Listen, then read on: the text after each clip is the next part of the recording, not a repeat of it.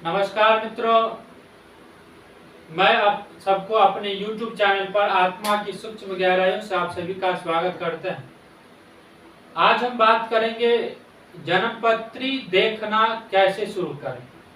यदि आप जन्मपत्री देखना चाहते हैं या ज्योतिष में आपका रुचि है, वास्तु में रुचि है, वास्तु की बातें बाद में करेंगे। फिलहाल जन्मपत्री को कैसे देखें इसके बारे में बात करेंगे। और यदि आपको जन्मपत्री में या हस्तरेखा में रुचि है तो सबसे पहले क्या ऐसा देखा जाए जिससे हम जन्मपत्री देखना सीख जाए। आज हम सबसे पहले उसी के बारे में बात करेंगे। मित्रों, सबसे पहले यदि आप जन्मपत्री को देखते हैं, यदि आप पहले बार ही इस चैनल पर उपस्थित हुए हैं, इस चैनल पर यदि आपका पहला विजिट है तो चैनल को सब्सक्राइब कीजिए, लाइक कीजिए तथा शेयर वाले बटन को अवश्य दबाइए ताकि इसका लाभ आप सबको प्राप्त हो। तो चलिए सबसे पहले मैं आपको जन्मपत्री एक ड्रॉ करके दिखाता हूं कि जन्मपत्री कैसे ड्रॉ किया जाता है। सबसे पहले मित्रों, आप जो है इस प्रकार से एक सीधा लकीर खींचिए। उसके बाद ऐसे वर्टिकल, एक तो वर्टिकल फिर हॉरिजॉन्टल, दो वर्टिकल और दो हॉरिजॉन्टल लाइन खींचना है। फिर इस कोने को इससे मिलाना है, उसके बाद इस कोने को इससे मिलाना है।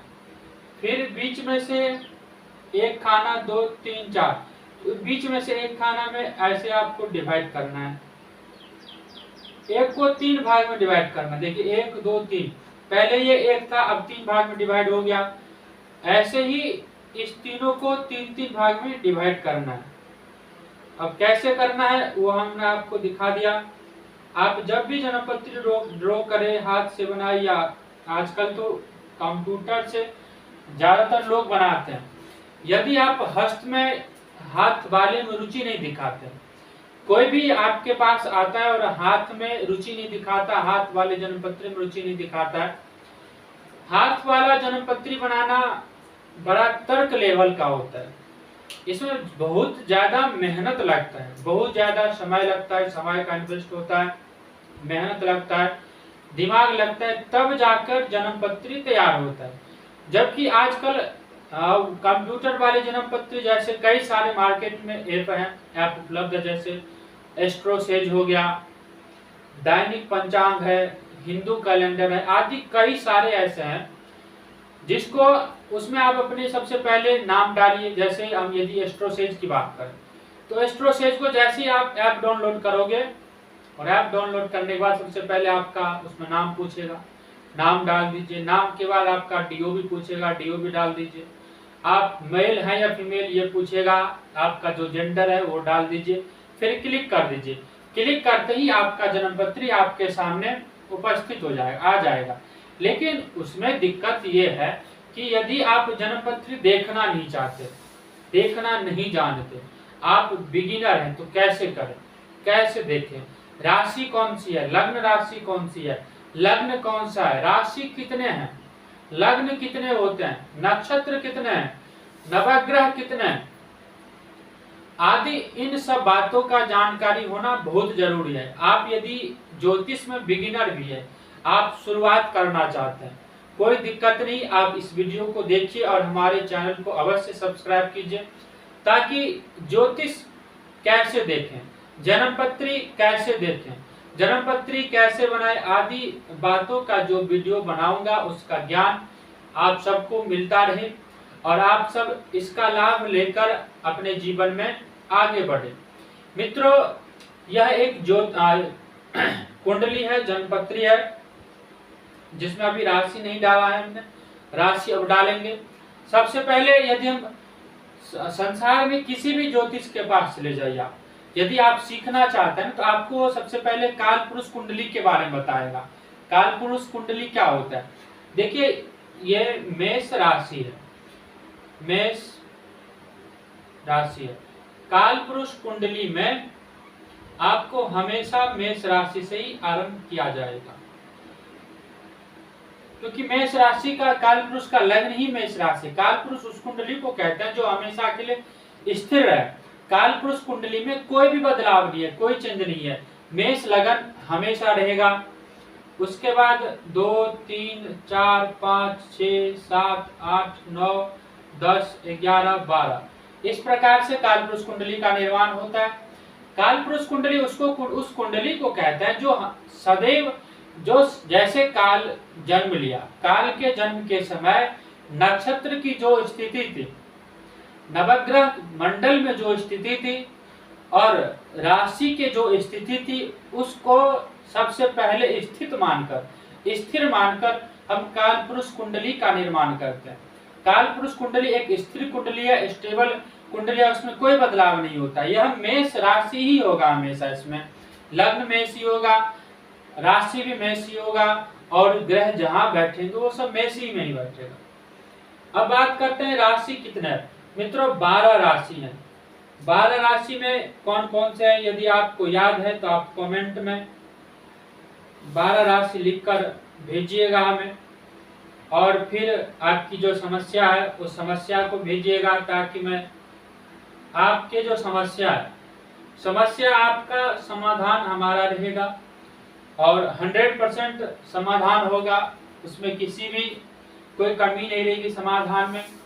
हम राशि की बात करते हैं। देखिए 12 राशि है, कौन कौन से है, मेष प्रथम राशि, दूसरा मेष, वृषभ, मिथुन, चौथा कर्क राशि है, पांचवा सिंह राशि है, छठा कन्या राशि है, सातवां तुला राशि है, आठवां वृश्चिक राशि है,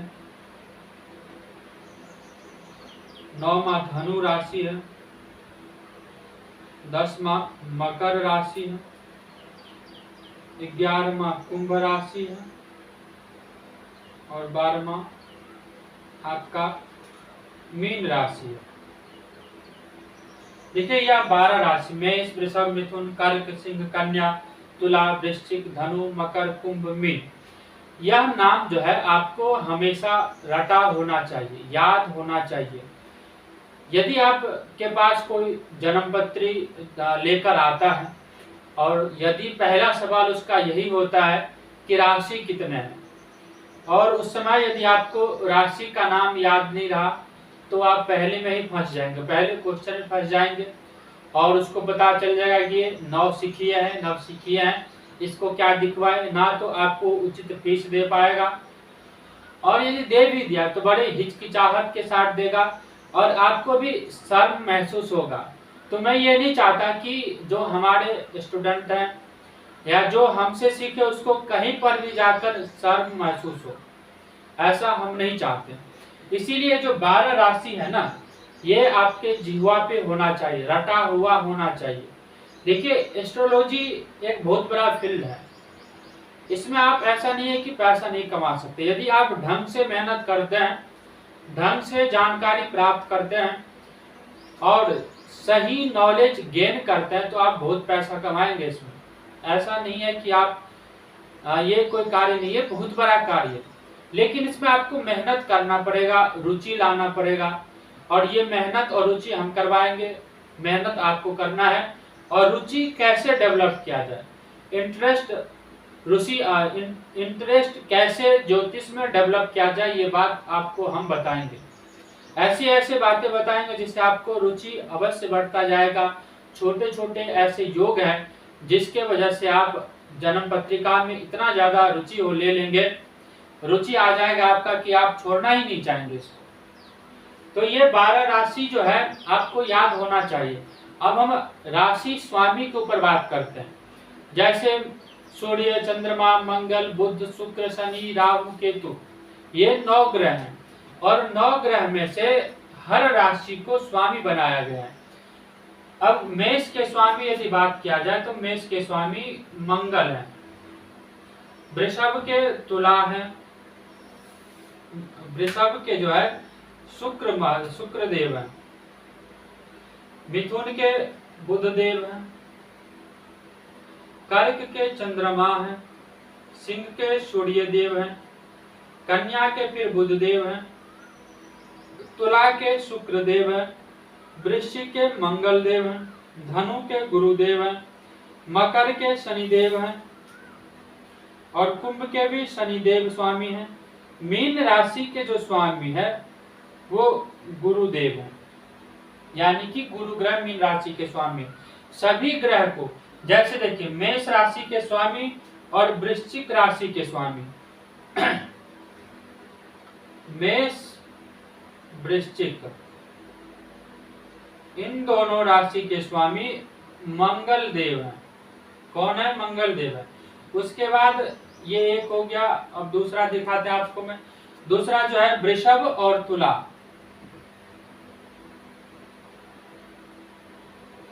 वृषभ और तुला राशि के स्वामी शुक्र देव हैं, जो एक आंख से अंधे माने जाते हैं, शुक्र देव हैं। अब बात करते हैं तीसरे पे। तीसरा कर्क राशि।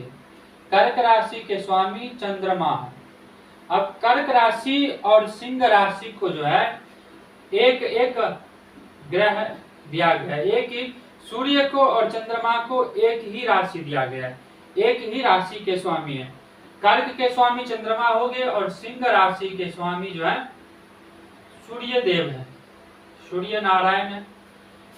मेष वृश्चिक वृषभ तुला कर्क और सिंह हो गए। 2 2 4 1 5 1 6 हो गए। अब कुंभ और मकर की बात करें, इन दोनों राशि के स्वामी शनि देव है। वहीं धनु और मीन राशि के स्वामी जो है गुरु महाराज यानी बृहस्पति देव है। सभी ग्रहों के, ज्यादातर ग्रहों के 7 ग्रह जो है, राहु केतु को हम गिनती नहीं करते उसमें। 5 ग्रह को जो है राहु केतु किसलिए नहीं गिनती करते कि राहु केतु छाया ग्रह है। अब छाया ग्रह का ये मतलब होता है कि राहु केतु जिसके साथ बैठेगा उसके प्रभाव को या तो कम कर देगा या बढ़ा देगा। इसके बारे में बाद में बात करेंगे। पहले जो 5 ग्रह हैं, जो जिसको 2 राशि मिले हैं, जैसे कि शनि हो गया, मंगल हो गया, शुक्रदेव हो गए और गुरु हो गया, इनको 2 राशि मिले हुए हैं। जबकि सूर्य और चंद्रमा को मात्र एक राशि मिला है। तो आपने राशि स्वामी भी आपको पता चल गया होगा कि कौन से ग्रह के कौन से राशि स्वामी हैं, कौन से राशि के कौन से ग्रह हैं स्वामी हैं। अब हम बात करते हैं लग्न के बारे में। लग्न कितने हैं? देखिए 12 प्रकार के लग्न भी है। कितने प्रकार के लग्न है? 12 प्रकार के लग्न। लग्न 12 प्रकार के होते हैं। जैसे सबसे पहला लग्न जो है आपका मेष लग्न है, जो कालपुरुष कुंडली में हमने सबसे पहले बताया। फिर वृष लग्न है, मिथुन लग्न है, कर्क लग्न है, सिंह लग्न है। कर्क सिंह के बाद कन्या राशि आती है, कन्या लग्न है। फिर तुला लग्न है, फिर आपका जो है वृश्चिक लग्न है, फिर 9वां धनु लग्न है। ऐसे ही 10वां जो है मकर लग्न हो जाता है, 11वां कुंभ लग्न है आपका, और 12वां जो है मीन लग्न है। ये लग्न 12 प्रकार के होते हैं। लग्न किसको कहते हैं? लग्न हम उसको कहते हैं जो जन्म पत्रिका के प्रथम भाव में लिखा रहता है, इसको हम लग्न भाव कहते हैं।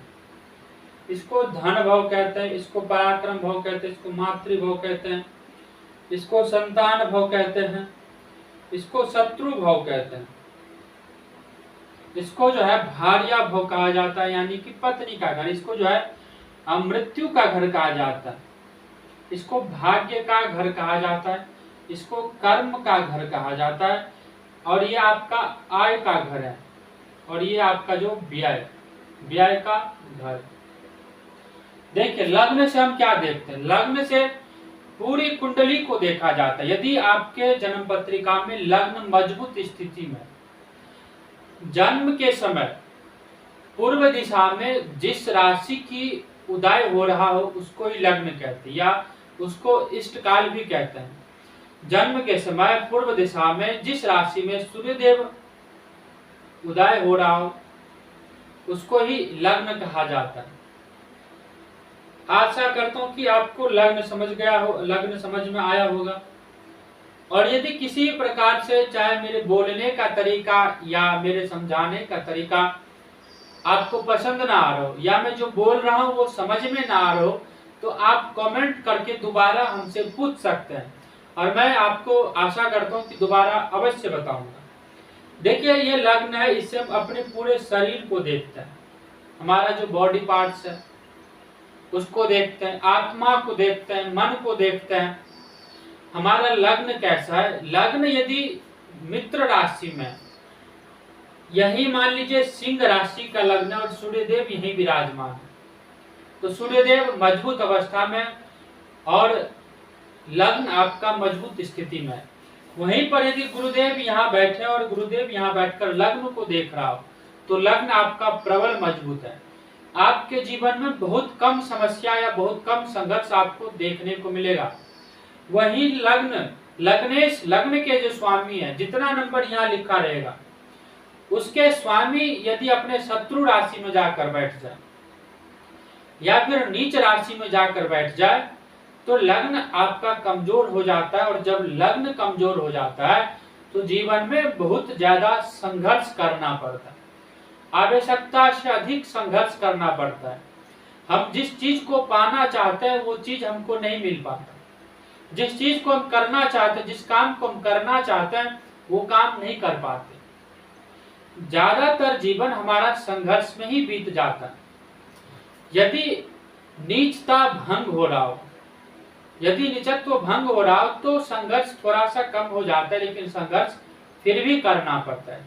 जैसे जो राशि है वो नीच राशि में चला गया, जो लग्नेश है वो नीच राशि में चला गया, और नीच राशि के जो स्वामी है वो केंद्र में जाकर बैठ जाए, इसको नीचत्व भंग कहा जाता है, नीच राशि भंग योग कहा जाता है। ऐसे स्थिति में आपका जो संघर्ष है वो कम हो जाएगा, लेकिन संघर्ष आपको करना पड़ेगा। जो नीचता के कारण हमको संघर्ष करना पड़ता है वो कम हो जाएगा। आशा करते हैं लग्न आपको समझ में आ गया होगा। लग्न के बाद धन भाव देखा जाता है। भाई हम क्या देखेंगे? जब शरीर स्वस्थ है जब ही तुम धन कमाएंगे। इसको कुटुंब का भाव भी कहते हैं। हमने इस 12 खाने पे 12 वीडियो बना रखे हैं। यदि आप जन्म पत्रिका को देखने में बिगिनर हैं तो प्ले लिस्ट में वो आपको मिल जाएगा। आप प्ले लिस्ट में जाकर इन 12 राशियों के बारे में देख सकते हैं, कौन से राशि कहाँ बैठा है, कौन से राशि उच्च में बैठा है, कौन से राशि में, कौन से ग्रह नीच राशि में बैठा है। इस प्रकार से यदि आप देखते हैं तो आपको बहुत जल्दी समझ में आएगा। यदि इस प्रकार से आपको समझ में नहीं आता और आप सीखना भी चाहते तो हमने बहुत कम फीस में जन्मपत्री सिखाने का, वास्तु सिखाने का, हस्तरेखा सिखाने का, ऑफलाइन और ऑनलाइन कार्य शुरू करा है। आप हमसे व्हाट्सएप पर संपर्क करके पता कर सकते हैं कब से बैच स्टार्ट होगा और ऑनलाइन कब से सिखाया जाएगा। मात्र 6000 में तीनों सिखाते हैं, पर मंथ के हिसाब से सिखाते हैं, और उसमें आपको डिप्लोमा भी देते हैं। अब बात करते हैं लगने के बाद इसको धन भाव कहा जाता है। धन से ही हमारा कुटुंब जुड़ता है। कुटुंब कितने होंगे वो दूसरे भाव से देखते हैं। कुटुंब और धन होने के बाद ही हम पराक्रम भाव को देखते हैं। ये जो तीसरा घर है इसको पराक्रम भाव कहते हैं। अब पराक्रम हम किस पे दिखाए? इसको हम भाई, छोटे भाई बहन का घर भी कहते हैं। इस तीसरे घर से छोटे भाई बहन को भी देखते हैं। उसके बाद जो है इसको हम भू संपत्ति, अचल संपत्ति आदि देखते हैं। इस घर से माता को देखते हैं, अपनी माता जी के स्वास्थ्य को देखते हैं। पराक्रम दिखाने के लिए हम जमीन पर कब्जा करते हैं। जमीन को जो है या तो खरीदते हैं या फिर खरीद फरोख्त में लगे रहते हैं। तो चौथा घर जो है भू संपत्ति संबंधित होता है। अब जमीन जायदाद होने के बाद किसके लिए कार्य किया जाए? संतानों के लिए ही तो किया जाता है, बच्चों के लिए ही तो किया जाता है। तो 5वां घर जो है आपके संतान का हो गया। अब यदि संतान सही है पुत्र सपूत तो क्यों धन संचय, और पुत्र कपूत तो क्यों धन संचय। यदि आपका पुत्र सुपुत्र है, आपके बात को मानता है, तो आप यदि कम धन संपत्ति भी संचय करते हैं तो आपका जीवन स्वर्गमय हो जाएगा। बच्चे बात मान रहे हैं, घर में आपके लोग इज्जत कर रहे हैं।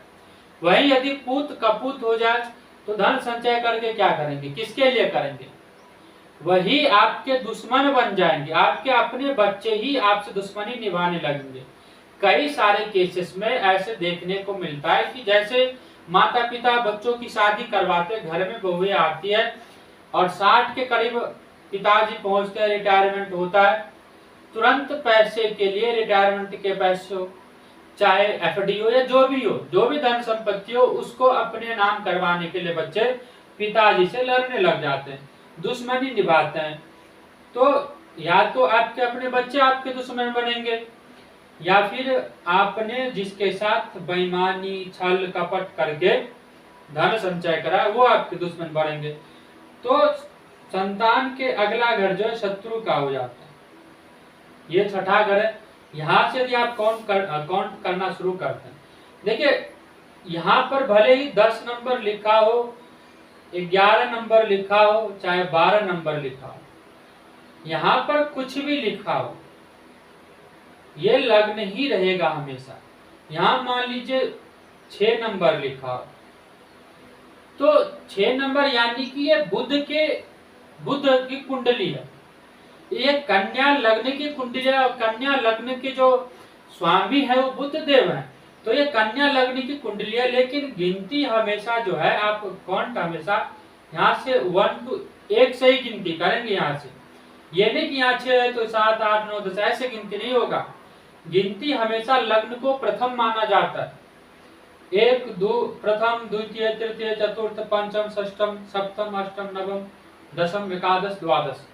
पहला, दूसरा, तीसरा, चौथा, पांचवा, छठा, सातवां, आठवां, नौवां, 10वां, 11वां, 12वां। गिनती इस प्रकार से ही की जाएगी। तो इसके हिसाब से ये छठा घर है। और छठा घर किसका होता है? शत्रु का होता है। शत्रु क्यों बनेगा भाई? जब आपके पास धन संपत्ति रहेगा, धन संपत्ति को कमाने में या तो आप बेईमानी करेंगे या नहीं भी करेंगे तो आपके प्रारब्ध के अनुसार आपका शत्रु बनेगा। और जब इस ग्रह की इस षष्ठेश की दशा चलेगी, यानी कि छठे घर में जो राशि है उसको षष्ठेश बोलता है, या उसके स्वामी की दशा चलेगी, तो आपको शत्रुता देखने को मिलेगा। शत्रु ऋण भी देखते हैं और रोग भी देखते हैं। शत्रु और ऋण रोग तीनों देखते हैं इससे। उसके बाद हम सातवें घर, यानी कि इसको भारिया भव कहा जाता है। अब इस भारिया भव से जो है हम आपके व्यापार को देखते हैं, पार्टनरशिप को देखते हैं, आपको कौन सा कार्य सूट करेगा, कौन सा कार्य आपको नहीं करना चाहिए, उसको देखते हैं। तो सप्तम भाव पत्नी का हो गया। अब पत्नी कैसे होगी? अच्छी होगी, झगड़ालू होगी, बुरे स्वभाव की होगी, वो आपके जन्म पत्रिका पर निर्भर करता है। उसके बाद आठवां घर जो है मृत्यु का है। इसको दूसरा घर और आठवां घर, ये दोनों मार्केश बोला जाता है, क्योंकि सातवां से अगला दूसरा मार्केश हो जाता है और लग्न से दूसरा मार्केश हो जाता है। यदि यहाँ से आप गिनती करोगे तो ये आठवां घर पड़ता है, इसलिए मार्केश है। और जब आप यहाँ से गिनती करोगे तो ये घर, जब सातवें भाव से आप गिनती करोगे 1 2 3 4 5 6 7 8, तो दूसरा घर जो है कुटुंब का घर जो है, धन का जो घर है, वो मार्केश कहलाता है। तो आठवां और दूसरा दोनों मार्केश है। दूसरे घर में मार्केश का कम स्वभाव है, कम देखने को मिलता है। जब द्वितीय का दशा चलता है तो संघर्ष करना पड़ता है, लेकिन उतना नहीं करना पड़ता जितना कि आठवें घर की दशा को, जब आठवें घर की दशा चलते, यानी कि मार्केश की दशा चलती। मान लीजिए यहाँ अष्टमेश है, 8वें यानी वृश्चिक राशि है। वृश्चिक राशि के स्वामी मंगल देव है। तो मंगल देव की जब दशा चलेगी आपकी जन्म पत्रिका में, आपकी कुंडली में या आपके जीवन में, तो आपका यदि मंगल 8वें घर में हो तो हर कंडीशन, हर चीज का, हर वस्तु का अलग अलग कंडीशन है। मैं ये जो बता रहा हूँ आपको या समझा रहा हूँ वो काल पुरुष कुंडली के अनुसार समझा रहा हूँ। इसको डायरेक्ट आप अपने पर लागू मत करना। यदि आप अपने पर लागू करते हैं तो लागू करने से पहले आप किसी ज्योतिष विशेषज्ञ से, ज्योतिषीय से, जो ज्योतिष का जानकार हो या जो ज्योतिष करता हो, ज्योतिर्विद हो, आप उनसे पहले संपर्क कर लें, उसके बाद अपने पर लागू करें। कृपया ऐसा लागू ना करें अपने ऊपर। ऐसे दशा में, मंगल की दशा में चोट लगना, रोड एक्सीडेंट होना, सिर में चोट लगना, ये आम बातें हो जाती है। अब मार्केस के बाद जब आप अपने जीवन में संघर्ष कर लेते हो, संघर्ष से आगे बढ़ते हो, तो आपका भाग्य भाव आता है। भाग्य आपका यदि प्रबल है तो आप अधिक धन संपत्ति आय करेंगे। भाग्य के बल पर ही अपने कर्म को प्राधान्य देते हैं। भाग्य के बस में ही अधीन होकर हर मनुष्य कर्म करता है। देखिए, भगवान ने दो चीजें, कई सारे ऐसे चीजें हैं जो अपने अंदर नहीं रखा। एक तो आपका कर्म है। भगवान आपका कर्म आपके ऊपर छोड़ देता है। आप अपने स्वभाव के अनुसार अपना कर्म कीजिए। यदि स्वभाव आपका अच्छा है तो आप अच्छे कर्म कीजिए। यदि स्वभाव आपका खराब है तो आपको ना चाहते हुए भी प्रारब्धवश आपको कुछ ऐसे कार्य करने पड़ेंगे जो समाज के हित में नहीं होगा। समाज के हित की बात तो छोड़िए, वो आपके हित में भी नहीं होगा। इसीलिए हमेशा जो है अपने कर्म पर ध्यान दे। कौन सा कर्म करा जाए जिससे समाज का कल्याण हो। समाज के कल्याण होने के साथ साथ हमारा भी कल्याण हो, सबका कल्याण हो। इस प्रकार से अपने कर्म पर आपको ध्यान देना चाहिए। अब कर्म के बाद आय का भाव आता है। आय, अब जैसा कर्म करेंगे, यदि मेहनत ज्यादा होगी तो आपका इनकम भी ज्यादा होगा। मेहनत कम करोगे तो आपका इनकम भी कम होगा। आलस्य में रहोगे तो आप आजीवन दुखी रहोगे। तो कर्म के अगला बार भाग्य बस आपको कर्म मिलता है। कर्म बस आप आमदनी करते हैं, आय करते हैं। इसको हम बड़े भाई का भी घर कहते हैं। आपके जो पोते हैं उसके बारे में देखा जाता है। आपके जो पुत्र की आपकी जो पुत्री का पति है उसके लिए देखा जाता है। आपके पुत्र के लिए बारे में देखा जाता है, यहाँ से विचार किया जाता है। वो हम कहीं और बात करेंगे। आज हम आपके जो काल पुरुष की कुंडली है उसकी विवेचना समझा रहे हैं। कर्म बस ही आपको आय मिलता है। आय कितना मिलेगा? यदि प्रारब्ध आपका मजबूत है, कर्म अच्छा होगा। और यदि आपका कर्म अच्छा हो गया, कर्म के बल पर ही आपको आय, चाहे वो कम मिले चाहे ज्यादा मिले, आपको आय अवश्य होगा। अब आय को बढ़िया बनाने के लिए आपको अपना जो कर्म है उसको मजबूत करना पड़ेगा, कर्म करना पड़ेगा।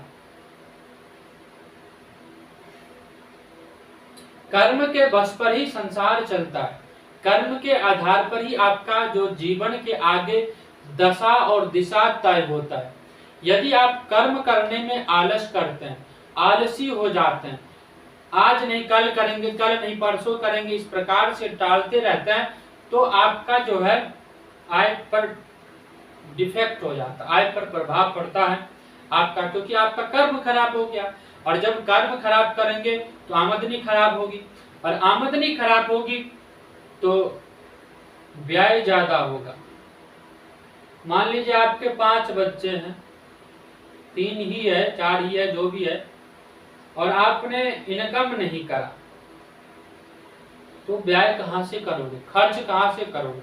इसीलिए आपको जो है आमदनी करना जरूरी है। आमदनी के पहले आपको कर्म करना जरूरी है, और कर्म करने से पहले आपको भाग्य बनाना जरूरी है।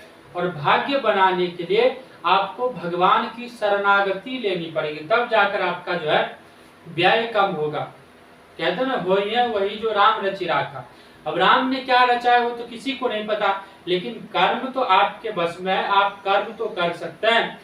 इसको 12वें भाव को व्यय भाव कहा जाता है, यानी कि खर्चे का घर कहा जाता है। आप खर्च किस पे करेंगे, कहाँ नहीं करेंगे, ज्यादा करेंगे कम करेंगे, इसके बारे में जो है हम 12वें घर से देखते हैं। तो मित्रों, ये काल पुरुष की लग्न कुंडली के बारे में हमने आपको बताया, और पूरे 12 भाव के बारे में बताया कि 12 भाव में कौन से भाव में क्या देखा जाता है, किस भाव से किस चीज की विवेचना करते हैं, क्या करते हैं और क्या नहीं कर सकते, कर्म कैसा करना चाहिए आदि के बारे में हमने आपको समझाया। अब बात करते हैं, अब आपको जो है लग्न समझाते हैं।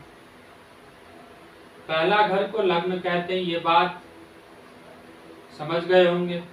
अब आपको लग्न से गिनती कैसे आरंभ करते हैं वो देखते हैं। मान लीजिए यहाँ 10 है, पहले चलिए 1 से ही समझाते हैं। यहाँ 1 है और ये लग्न है, तो लग्नेश जो है आपका वो मेष है, और मेष राशि के यदि स्वामी की बात किया जाए तो मंगल देव। समझ गए? एक नंबर राशि को हम मेष राशि बोलते हैं और मेष राशि के स्वामी मंगल देव है। अब दूसरा देखिए, दो को जो है मेष वृषभ, ये वृष राशि है, वृषभ राशि, और इसके स्वामी शुक्र देव है। अब वही हम बात करते हैं 3 नंबर की, तो इसको हम तृतीयेश बोलते हैं। तृतीयेश के स्वामी जो है, मिथुन लग्न के स्वामी जो है बुध देव, और बुध देव, सॉरी यहाँ पर राशि लिखना था और यहाँ पर स्वामी, तो यहाँ पर जो राशि है मिथुन राशि है और इनके स्वामी जो है बुध महाराज, जिनको हम राजकुमार भी कहते हैं। अब बात करते हैं 4 नंबर। 4 नंबर के जो राशि है वो कर्क राशि है। कौन सी राशि है? कर्क राशि है, और कर्क राशि के जो स्वामी है वह चंद्रदेव है, चंद्रमा है। अब बात करते हैं, इस प्रकार से मैं आपको 12 लग्नेश और 12 राशि के बारे में बताऊंगा।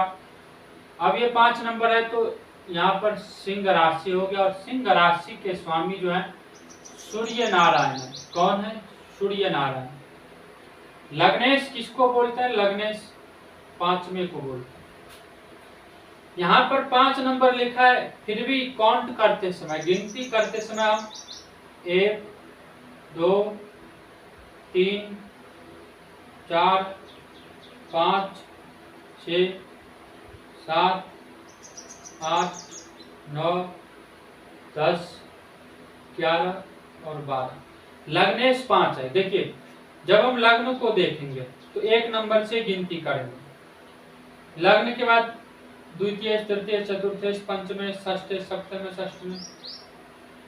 अब ये लग्न है, सिंह राशि है ना यहाँ पे, तो अगला राशि कौन सी है? कन्या राशि है, तो यहाँ पे 6 नंबर आ जाएगा। कन्या राशि के अगला राशि तुला राशि है, तो यहाँ पर 7 नंबर आ जाएगा। 7 नंबर के बाद जो अगला राशि होता है वृश्चिक राशि, तो यहाँ पर 8 नंबर आ जाए। वृश्चिक राशि के बाद जो अगला राशि कौन सी है? धनु राशि, तो 9 नंबर आ जाएगा। धनु राशि के बाद मकर आता है, तो मकर के 10 हो जाएगा। मकर के बाद कुंभ आता है यहाँ पे, तो 12 हो जाएगा, सॉरी 11 हो जाएगा। और कुंभ के बाद मीन आता है तो 12 हो जाएगा। फिर एक यहाँ से शुरू होगा। अब 12 के बाद जो है 13 नहीं होता, 13 राशि तो है नहीं, इसीलिए 1 से शुरू हो जाएगा, तो 1 नंबर यहाँ पर आ जाएगा। दूसरा यहाँ आएगा मेष, वृषभ, मिथुन, कर्क, फिर आगे यहाँ पे 5 नंबर। इस प्रकार से हम गिनती करते हैं। अब ये तो सिंह राशि के बारे में था। अब हम बात करते हैं आपको कन्या राशि के बारे में। कन्या राशि के बारे में समझाते हैं कि कन्या राशि वाले कैसे करते हैं। देखिए यहाँ पर 6 नंबर आ गया।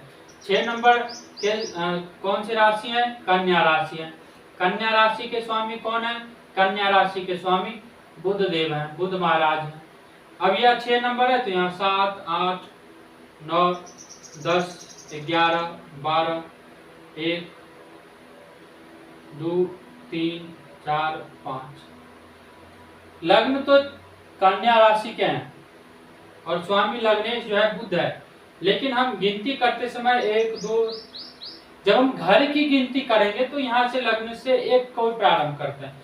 1 2 3 4 5 6 7 8 9 10 11 इस प्रकार से। और जब हम राशि की गिनती करते हैं, घर में बैठे हुए राशि की गिनती करते हैं, तो यहाँ पर राशि जो लग्न में जो राशि है वो कन्या राशि है। अगला तुला हो जाएगा, उसके बाद वृश्चिक हो जाएगा, धनु हो जाएगा, मकर, कुंभ, मीन, मेष, वृषभ, मिथुन, कर्क, सिंह। इस प्रकार से हम गिनती करते हैं। अब बात करते हैं तुला राशि के लिए, यानी कि 7 नंबर के लिए। देखिए 7 नंबर के लिए तुला राशि, तुला राशि के स्वामी जो है शुक्र महाराज है। शुक्र महाराज देवतियों के गुरु हैं। अब गिनती के बारे में तो 1 2 3 4 आपको पता ही है। अब गिनती के बाद यदि हम राशि को देखें तो राशि यहाँ पर 8वां राशि आ जाएगा, 9वां राशि आ जाएगा, 10वां राशि आ जाएगा, 11वां राशि आ जाएगा, यहाँ पर 12वां राशि आएगा, यहाँ पर 1 आएगा, यहाँ पर 2, यहाँ पर 3, यहाँ पर 4, यहाँ 5 आ जाएगा और यहाँ 6 आ जाएगा। ये जो ऊपर लिखा हुआ है ये राशि है और जो नीचे लिखा हुआ घर की गिनती है। पहला घर, दूसरा घर, तीसरा, चौथा, 5वां, 6वां, 7वां, 8वां, 9वां, 10वां, 11वां, 12वां।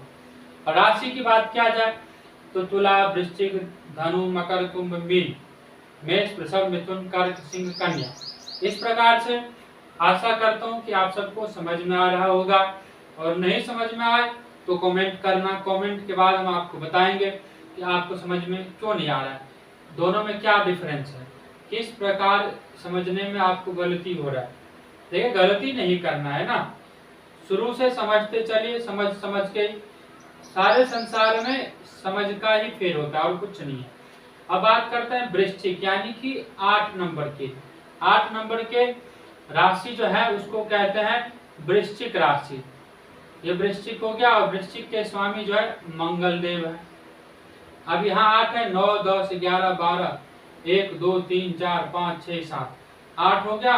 अब 9वां धनु राशि की बात करते हैं। धनु राशि 9वां धनु राशि है और धनु राशि के स्वामी जो है गुरुदेव है, गुरु महाराज हैं।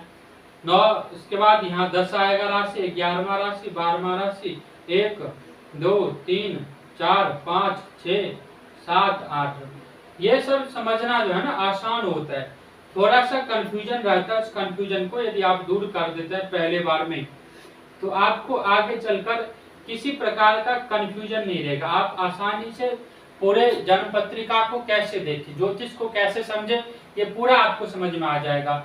9वां राशि के बाद जो आता है 10वां राशि। देखिए इतना क्लियर करके आपको कोई नहीं बताएगा। मैं हर राशि के स्वामी, हर राशि पे लग्नेश कौन सा है, लग्न कौन सा है और अगला लग्नेश के अगला कौन सा राशि आता है, मैं हर चीज आपको खोल के बता रहा हूँ। कुछ भी छुपा के नहीं रखता मैं अपने स्टूडेंट के लिए कि ये बताना ये नहीं बताना, ऐसा कुछ नहीं। मैं हर चीज आपको बिल्कुल ओपनली बता रहा हूँ। यदि फिर भी समझ में नहीं आता है तो आप कमेंट करिए, या फिर कभी मौका मिले ऑफलाइन या ऑनलाइन बैचेज करने की तो आप उसमें नामांकन करवाइए। अब देखिए 10 नंबर के जो है, 10 नंबर के राशि को जो है हम मकर कहते हैं और मकर के स्वामी जो है शनि महाराज हैं। अब यहाँ 10 नंबर की राशि है तो यहाँ पर 11 नंबर की राशि, यहाँ 12 नंबर की राशि, यहाँ 1 नंबर की राशि। 12 जहां अंत होगा उसके अगले घर से ही 1 की शुरू हो जाएगी, मेष शुरू हो जाएगी। 1 2 3 4 5 6 7 8 9। इस प्रकार से आपको समझते हुए चलना है। आशा करता हूँ आप सबको समझ में आ रहा होगा, और समझना भी जरूरी है। यदि आपका इंटरेस्ट है इसमें तो समझना बहुत जरूरी हो जाता है। उसके बाद हम यहाँ बात करते हैं 11 नंबर की। 11 नंबर के जो राशि है वो कुंभ राशि है। यानी यदि 11 नंबर पहले घर में लिखा है तो लग्नेश कुंभ हो गया, नहीं लग्न कुंभ लग्न हो गया और लग्नेश शनि महाराज हो गए। अब 11 के बाद 12 1 2 3 4 5 6 7 8 9 10। समझ गए होंगे। 11 के बाद 12, दूसरे घर में 12 राशि आएगा, फिर तीसरे में ऐसे, चौथे, 5वें, 6ठे, 7वें, 8वें करके जो है आपको हर घर में राशि बिठाना है। अब यहाँ पर जो है 12 नंबर की राशि, 12 नंबर की राशि को मीन राशि कहते हैं और मीन राशि के जो स्वामी हैं वो गुरु महाराज हैं, गुरुदेव हैं। और ये सबसे अंत की लग्न है, मीन लग्न है, और मीन लग्न के लग्न जो है गुरु महाराज है। इस प्रकार से यदि 12 लिखा है तो यहाँ 1 2 3 आएगा यहाँ पर, फिर 4, फिर 5, फिर 6, 7, 8, 9, 10, 11। इस प्रकार से हम राशि को बिठाते हैं। राशि को बिठाने का तरीका भी हमने आपको बता दिया। लग्नेश किसको कहता है, लग्न किसको कहता है? देखिए, लग्नेश हम उसको कहते हैं जो लग्न के पहले घर में बैठा हो, जन्म पत्रिका के जो पहले घर में बैठा हो, जो लग्न में बैठा राशि हो, उसके स्वामी को लग्नेश कहते हैं। समझ गए?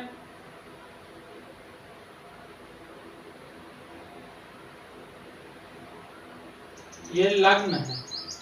और इसमें मान लीजिए जो भी राशि बैठा हो, 11 नंबर की राशि बैठा हो, 11 नंबर की जो राशि है वो मकर राशि है, और मकर राशि के स्वामी को लग्नेश कहते हैं। लग्न में जो राशि बैठा हो उस राशि के स्वामी को लग्नेश कहा जाता है। यह हम आपको कई बार बता चुके हैं और फिर बताए हैं, तो आशा करता हूं कि आप सबको समझ में आया होगा।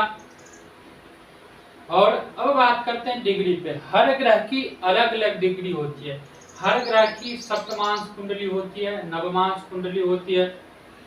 आप जितना ज्यादा आगे बढ़ते रहोगे आपको उतना ही अधिक जानकारी प्राप्त होती रहेगी, क्योंकि ये जो है ना, ज्योतिष को समुद्र कहा जाता है। ज्योतिष को सामुद्रिक शास्त्र भी कहा जाता है, क्योंकि यह समुद्र के समान अथाह है, इसका कोई अंत नहीं है। आप जितना इसमें डुबकी लगाओगे, जितने गहराई पर जाओगे, आपको उतना ही ये बड़ा भास्ट दिखाई देगा, उतना ही आपको विकराल रूप दिखाई देगा ज्योतिष को। इसीलिए इसमें यदि आप एक तो जानबूझकर एंट्री मत करना, घुसना मत, यदि आप किसी और फील्ड के विद्यार्थी हैं। और यदि आप में इसमें घुस जाते हैं किसी कारणवश, तो आधे अधूरे पे मत छोड़ना। आधा अधूरा ज्ञान सबसे ज्यादा खतरनाक होता है। आप ज्ञान को पूरा सीखना, और सीखने के बाद ही आप सभी प्रकार के कार्य को करना, और तब जाकर जन्मपत्री कैसे फलित करे इसके बारे में देखना। आधा अधूरा पे यदि आप जन्मपत्री कैसे फलित करना शुरू कर देते हैं, अरे मैं तो बहुत बड़ा ज्योतिष बन गया, मेरे से बड़ा कौन है, तो आप से बड़ा मूर्ख भी कोई नहीं है। बहुत जल्दी आप मात खा जाओगे। इसीलिए मैं चाहता हूं कि आप मात ना खाएं और जन्मपत्री में हमेशा प्रबल रहें। तो जन्मपत्री को पूरा सीख कर आगे बढ़े। अब अगले वीडियो में लग्ने नवमांश पे बात करेंगे, डिग्री पे बात करेंगे, और उच्च और नीच राशि के बारे में बात करेंगे।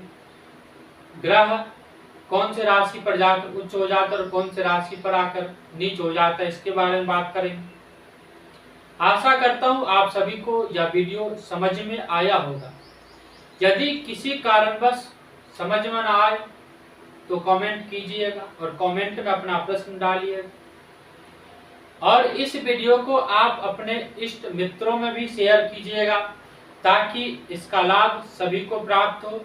और आप यदि इस चैनल पर पहली बार विजिट कर रहे हैं तो इसको लाइक कीजिए, शेयर कीजिए, सब्सक्राइब कीजिए, ताकि सबको इसका लाभ मिले। इतना कहकर मैं अपनी वाणी को विश्राम देता हूं। तब तक के लिए नमस्कार।